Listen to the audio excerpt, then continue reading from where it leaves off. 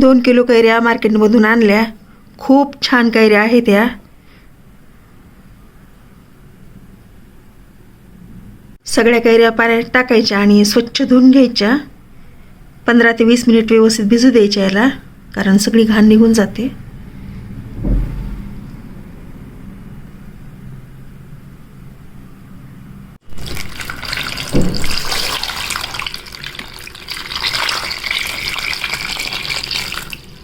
एक तासाभरासाठी पाण्यातच ठेवायचे आहेत, कारण सगळी घाण निघून जाते. आज बनवायचा आहे साखर आंबा. साखर आंब्यासाठी ह्या ताज्या फ्रेश कैऱ्या आहेत, आजच मार्केटमधून आणल्या.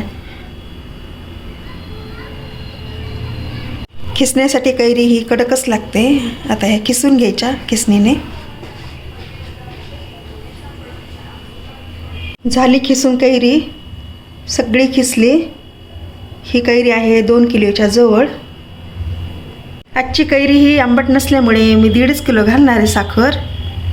कैरी जर आंबट असेल तर साखर बरोबर लागते किंवा जास्तही घालावी लागते. आजची कैरी ही थोडी कमी आंबट असल्यामुळं मी कमीच घालणार आहे. साखर 1.5 किलो मोजून घेतली. कमी आंबट असल्यामुळं 1.5 किलो घालायची. साखरेचा आधी पाक करायचा, त्यासाठी मी इथे 1 ग्लासभर पाणी घेतले आणि साखर विरघळून घ्यायची त्यामध्ये, कारण नुसती साखर जर टाकली तर कडक होऊ शकतो पाक. त्यामुळे पाणी टाकले. व्यवस्थित आता हलवून घ्यायचं. आता यामध्ये साखर ॲड करायची.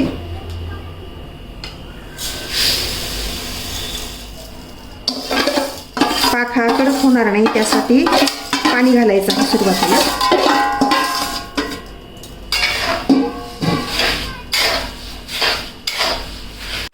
पंधरा ते 20 मिनिट झाले. चांगली साखर विरघळली पाण्यामध्ये. छान आता पाक तयार होत आहे.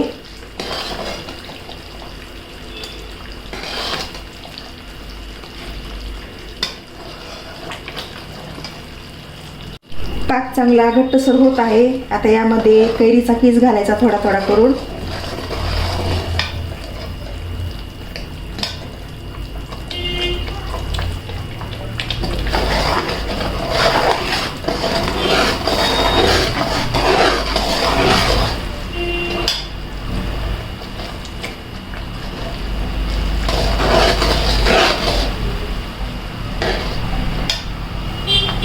थोडा थोडा करून सगळाच ॲड करायचा.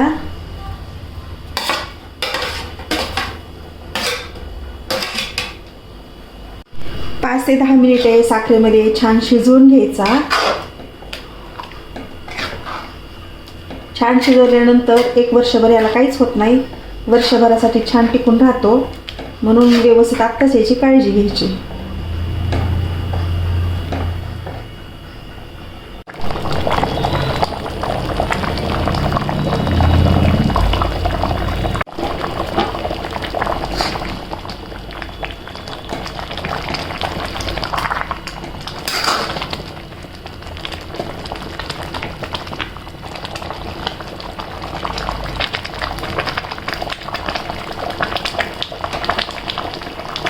कैऱ्या ह्या ताज्या असल्यामुळे कैरीचा रस आणि साखरेचा रस मिक्स होत आहे.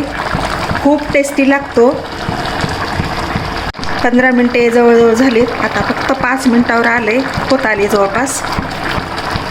झाले 5 मिनटं. आता गॅस बंद करून टाकायचा आणि झाकून ठेवायचं वरती. पहा कसा मस्त रसरशीत झाला. घट्टसर होऊ द्यायचं नाही.